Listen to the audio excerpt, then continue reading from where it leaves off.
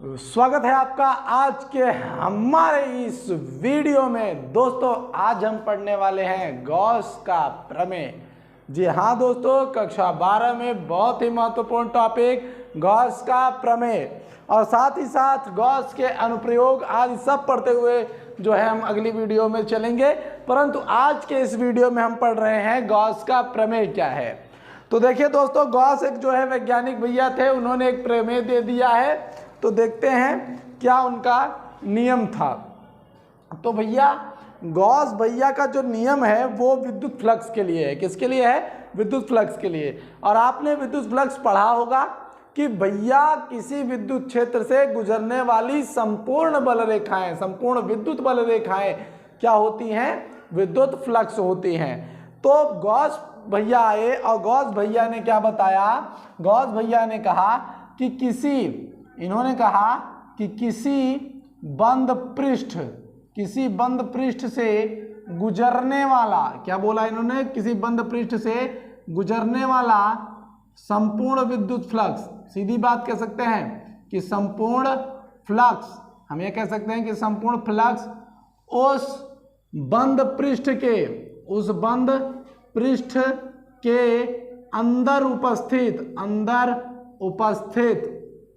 अंदर उपस्थित आवेश का 1/ε गुना होता है। 1/ε गुना होता है। तो किसी बंद पृष्ठ पर से गुजरने वाला संपूर्ण विद्युत फ्लक्स उसके अंदर उपस्थित आवेश का 1/ε गुना होता है। तो इसके लिए इनका जो सूत्र था दोस्तों वो था फाई। क्या था दोस्तों? फाई। कई लोग फाई ई लिख सकते हैं, कोई दिक्कत नहीं। फाई तो Q × 1/ε0 इक्वल टू Q/ε0। यानी अगर मान लें कि उसके अंदर Q आवेश हो, कोई एक बंद पृष्ठ हो और उस पृष्ठ पर अंदर +Q आवेश हो, तो अगर उस पर से कोई विद्युत बल रेखाएं गुजर रही हैं तो संपूर्ण विद्युत फ्लक्स उसका क्या होगा? संपूर्ण विद्युत फ्लक्स उतना होगा किसके भैया? 1/ε, जो कि भैया इसका Q सहित होगा। गुणा करेंगे तो जो फ्लक्स आएगा वो उसके बराबर होता है। बात आया समझ में? अब देखिए मेन चीज है दोस्तों इस सूत्र का निगमन, जो फाई इक्वल टू Q/ε0 है, इसका निगमन। तो देखिए दोस्तों किस तरीके से आज हम इसका निगमन करेंगे। एकदम मजेदार ढंग से आपको एक एक चीज हम जो है सिखाते चलते हैं। तो चलिए एक बंद पास ले लिया जाता है, कोई दिक्कत नहीं है। एक बंद पास बना लिया जाए। तो एक बंद पास मान लेते हैं हमने बना लिया। ये हमारे पास एक बंद पास बन गया। अब याद रखिएगा गॉस का प्रमेय हमेशा बंद पास के लिए लगता है, यानी क्लोज सरफेस के लिए लगता है, बंद सतहों के लिए लगता है। तो इसलिए हमने इस प्रकार से ले लिया और यहां पर हमने एक +Q आवेश रख दिया।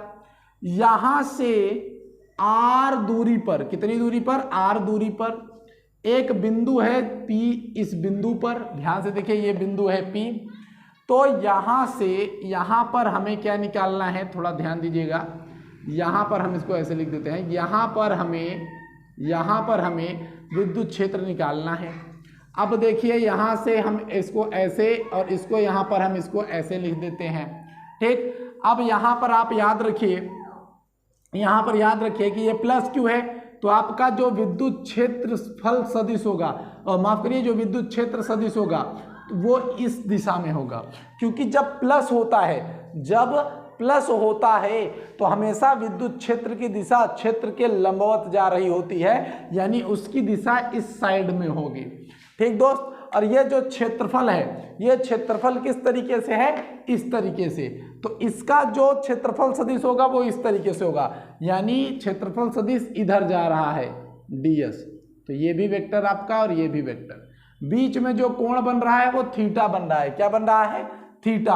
और जो दोस्तों ये P जो कोण अंतरित कर रहा है, घनीय कोण, उसे हम यहाँ पे d मान लेते हैं। एक क्या मान लेते हैं? d मान लेते हैं। सीधी सी बात है, कोई ज़्यादा चोचलेबाजी नहीं, एकदम प्यार वाली भाषा के साथ। तो हमने क्या किया, एक बार आप फिर से ध्यान दीजिए कि हमारा एक बंद पास था, उसमें प्लस क्यू था, वहाँ से r दूरी पर हम विद्युत क्षेत्र निकाल रहे हैं। एकदम सीधा सा कॉन्सेप्ट है, ठीक। कितनी दूरी पर, r दूरी पर। तो ये जो अंतरित कोण है, घनीय कोण, इसे डी ओमेगा हमने लिख दिया। ये जिस बिंदु पर निकाल रहे हैं वो P है। क्षेत्रफल सदिश इधर जा रहा है और विद्युत क्षेत्र इधर जा रहा है। तो इससे क्या होता है, यहाँ पर थीटा कोण निर्मित हो रहा है। हम सबसे पहले क्या करते हैं दोस्तों, हम सबसे पहले क्या करेंगे, हम यहाँ पे लिख सकते हैं O, ये बिंदु जो है O हो गया। तो हम लिख सकते हैं कि प्लस Q के कारण, हम लिख सकते हैं प्लस Q के कारण बिंदु P पर विद्युत क्षेत्र। तो हम लिख सकते हैं विद्युत क्षेत्र। हम P पर चेक कर रहे हैं कितना विद्युत क्षेत्र है भाई, कितना विद्युत क्षेत्र है। तो देखिए आपने सूत्र जरूर पढ़ रखा होगा, E = 1/4 pi epsilon not Q upon R square. ठीक, क्या पढ़ रखा होगा, E बराबर 1/4 pi epsilon not Q upon R square. यह किसी एक आवेश के कारण किसी बिंदु पर विद्युत क्षेत्र ज्ञात करने का जो है ये सूत्र है। ये क्या है, सूत्र है। बात आया समझ में। अब देखिए जब हमारा प्लस होता है तो विद्युत क्षेत्र की दिशा मैंने क्या कहा था, किधर होती है, विपरीत दिशा में। यानी इस समय क्या है दोस्तों, O से P की तरफ। तो विद्युत क्षेत्र की दिशा क्या है दोस्तों, O से P की तरफ। तो हम यहाँ पे लिखेंगे OP के अनुदिश। हम ये बात लिख सकते हैं कि OP के अनुदिश। तो हमने लिख दिया OP के अनुदिश। सीधी सी बात है, कोई दिक्कत नहीं। हम चाहें तो इसे समीकरण 1 भी लिख सकते हैं अभी के लिए, क्योंकि आगे हो सकता है हमें ये काम दे ना, इसलिए। अब अगर आप यहाँ पे ध्यान से देखें दोस्तों, यदि आप यहाँ पे ध्यान से देखें तो जो हमारा ये अल्पांश है, हम यहाँ से देखें कि जो अल्पांश है यहाँ से कुछ भाई विद्युत फ्लक्स गुजर रहा है कि नहीं। तो हम यहाँ पे ले सकते हैं कि ds से गुजरने वाला विद्युत फ्लक्स, हम ये ले सकते हैं भैया, ds से गुजरने वाला विद्युत फ्लक्स, जो कि एक अल्पांश है। क्या है दोस्तों, अल्पांश है। अब हम जानते हैं कि भैया हम ds ले रहे हैं छोटे पृष्ठ के लिए, इसलिए हमें d फाई लिखना होगा। क्या लिखना होगा, d फाई। हमने d फाई लिख दिया। तो इस हिसाब से विद्युत क्षेत्र का गुणनफल और इस ds का गुणनफल हो जाएगा। यदि आप खुद सोचिए, यदि यहाँ पर कोण हम थीटा बना रहे हैं तो हम यहाँ पे लिख देंगे कॉस थीटा। हम क्या ले लेते हैं, कॉस थीटा ले लेते हैं, सीधी सी बात। तो ये हमारा दोस्तों यहाँ पर आप देख रहे हैं E into ds cos theta. यदि यहाँ पे कोण थीटा बन रहा है तो इसलिए हमने कॉस थीटा ले लिया। यदि आप ये जानना चाहते हैं सर इसको आपने कॉस थीटा ही क्यों लिया, यदि आप जानना चाहते हैं कॉस थीटा ही क्यों लिया, तो मैं आपको एक सीधा साधा सा उदाहरण दे देता हूँ। देखिए जैसे मैं मान लेता हूँ कि हमको यहाँ, ध्यान से समझिएगा, कि मान लेते हैं कि आप इस तरीके से, आपको सदिशों का घटक जानना पड़ता है। क्या करना पड़ता है भैया, सदिशों का घटक। ठीक, निरक्षीय स्थिति में मैंने इसको पढ़ा के रखा है, ना देखा हो तो वीडियो जरूर देख लीजिए। ठीक, तो देखिए ये जब कोई चीज गति कर रही होती है, और वो क्या करती है, वो x साइड भी करे और y साइड, दोनों साइड में गति कर रही है ना। ये इधर x साइड में भी बढ़ रही है, इधर भी बढ़ रही है। तो इस स्थिति में अगर यहाँ पे हमें थीटा कोण जानना है तो हम ये ऐसे बराबर करके इधर कर लेते हैं। फिर हम इसे O कह देते हैं, इसे A कह देते हैं, इसे B कह देते हैं, और इसे हम क्या कह देते हैं, C। ठीक दोस्तों, एकदम प्यार से, कोई दिक्कत नहीं। अब हम एक बार इसमें साइन थीटा लगा लेते हैं। जब हम इसमें साइन थीटा लगाते हैं तो साइन थीटा का वैल्यू क्या होता है, बताइए क्या होता है भैया, लाल बटे कक्का यानी लंब बटा कर्ण। क्या होता है, लंब बटा कर्ण, सीधी बात। तो लंब क्या है, यहाँ पे AB है, लंब AB है, और कर्ण क्या है दोस्तों, OA है। क्या है, OA, और इसे हम यहाँ पर E मान लेते हैं। ठीक, अब देखिए यहाँ पर हमारे पास हो गया sine theta equal to AB बटा OA। अब OA को हम इधर भेज देते हैं तो ये इधर आ जाता है, तो हो जाएगा OA साइन थीटा बराबर AB, ये हो गया। अब OA जो है, देखिए यहाँ पे जो OA है वो तो E है, तो हम यहाँ पे लिख दिए E साइन थीटा बराबर AB।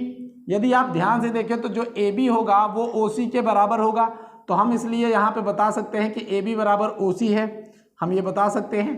तो इसलिए हम के लिए लिख सकते हैं कि हम ए बी की तरफ भैया ओ सी लिख सकते हैं। तो ई बराबर साइन थीटा, ई बराबर साइन थीटा बराबर यहाँ पे हम क्या कर सकते हैं दोस्तों, देखिए हम क्या करेंगे, यहाँ पे हम ओ सी रख देंगे। तो इधर हमने जाना कि जब ओ सी की तरफ हम वैल्यू निकालेंगे तो हमेशा साइन थीटा आता है, ठीक, यानी जब थीटा के विपरीत लेंगे तो साइन थीटा आता है। यदि आप इसी तरीके से कॉस थीटा इसमें रख देंगे, कॉस थीटा, तो आपका क्या हो जाएगा दोस्तों, तो आपका हो जाएगा आधार बटा कर्ण। क्या हो जाएगा, आधार बटा कर्ण। अब आपका देखिए कॉस थीटा लिख दीजिए, आधार आपका क्या है दोस्तों, ओ बी है, ओ बी लिख दीजिए। आपका फिर कर्ण कितना है दोस्तों, आपका देखिए कर्ण आप सीधा ई लिख सकते हैं, कोई दिक्कत नहीं है। ई को उधर भेज दीजिए, आपका हो गया cos theta E, E cos theta equal to O B, यानी जब आप थीटा की तरफ जा रहे हैं तो आपका कॉस थीटा है, इसीलिए मैंने यहाँ पर इसको कॉस थीटा लिया है। ये बात मैंने आपको क्लियर कर दी, ये बात मैंने आपको क्लियर कर दी, एकदम समझ में आ गया होगा मेरा जानकारी, जहाँ तक है आपको एक एक बात पकड़ में आ रहा होगा। ठीक दोस्तों, अब देखिए, अब मैं बता रहा हूँ यहाँ पर आपको जो वही करना है। अब यहाँ से हमने अल्पांश के ले लिया, अब हम ये लिख लेते हैं कि अब देखिए दोस्तों करना क्या है कि हम यहाँ पे क्या करेंगे कि हम यहाँ पर e इंटू डी एस लिखेंगे, e इंटू डी एस लिखेंगे भैया। तो e का वैल्यू है ना, यहाँ पे देखिए e का वैल्यू है, तो हम क्या करेंगे यहाँ पे 1/4 pi epsilon not q upon r square, q upon r square, और ये डी एस कॉस थीटा इसी प्रकार से हम लिख देंगे। लिख दिए, एकदम कोई दिक्कत नहीं, हमने इसको लिख दिया। अब यहाँ पर हम देखते हैं कि भैया अगर हम इसको q को इसके साथ लिख दे तो q/4 पाई एप्सिलॉन नॉट हो जाएगा, और यहाँ पर यदि हम देखें तो d s cos theta upon r square हो जाएगा। ठीक दोस्तों, ये वैल्यू हो जाएगी। अब आपको जानने योग्य है कि अगर यहाँ पे हम इस तरीके से कर दे रहे हैं तो भैया देखिए ये जो d s cos theta r square है, ये आंसर होता है भैया डी ओमेगा। डी ओमेगा का जो वैल्यू होता है वो कितना होता है, d s cos theta upon r square. ये भैया सूत्र है, ये भैया सूत्र है। तो डी ओमेगा कितने के बराबर होता है, d s cos theta upon r square के। ठीक, आपने इसे कक्षा 11 के भी सवालों में पढ़ रखा होगा। ठीक, ये घड़ी कोड है, आया बात समझ में। तो हम यहाँ पे क्या लिख सकते हैं, डी ओमेगा। तो हमने क्या किया, यहाँ पे हम लिख देते हैं q/4 pi epsilon not d omega.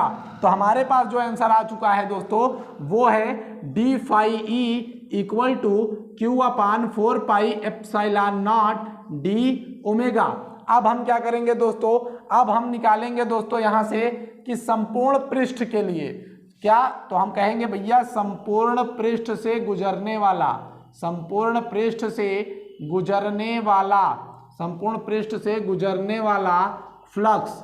तो हम यहाँ पे बात करेंगे संपूर्ण पृष्ठ से गुजरने वाला फ्लक्स। जब संपूर्ण पृष्ठ की बात करेंगे तो हमें फाई इक्वल टू निकालना पड़ेगा, डी फाई नहीं। यहाँ पे डी इसलिए लगाएगा क्योंकि वो छोटा जगह था, फाई इसलिए क्योंकि वो बड़ा जगह है। तो फाई इक्वल टू कितना हो जाएगा दोस्तों, देखिए समाकलन q/4 pi epsilon not d omega. अब ये बाहर आ जाएगा और डी ओमेगा का हम लोग क्या करेंगे, समाकलन कर लेंगे। तो ये हो गया आपका q4 पाई एप्सिलॉन नॉट, एकदम सही। और ये समाकलन हो गया डी ओमेगा का। अब देखिए उसके बाद phi E equal to q/4 pi epsilon not. अब देखिए जो डी ओमेगा होता है उसका जो समाकलन होता है दोस्तों वो 4 पाई होता है। क्या होता है, 4 पाई होता है, ये सूत्र के हिसाब से है। तो हम क्या करते हैं दोस्तों, यहाँ से इसको रख देते हैं डी ओमेगा के जगह पे। अब यहाँ पर हम क्या करेंगे, इसको यहाँ से कैंसिल कर लेते हैं। जब ये कैंसिल हो जाएगा तो हमारे पास phi E equal to q epsilon naught आ गया, जो कि गॉस का प्रमेय था। क्या था दोस्तों, गॉस का प्रमेय था। एकदम प्यार से, कोई दिक्कत, कोई तकलीफ, कोई परेशानी नहीं हुई, एकदम प्यार से ये हमारे पास आंसर आ गया। दोस्तों इसके बाद की वीडियो जरूर देखिएगा जो कि हमारे अनुप्रयोगों के बारे में है। वीडियो कैसी लगी जरूर बताइएगा। मिलते हैं आपसे अगले वीडियो में, तब तक के लिए जय हिंद जय भारत।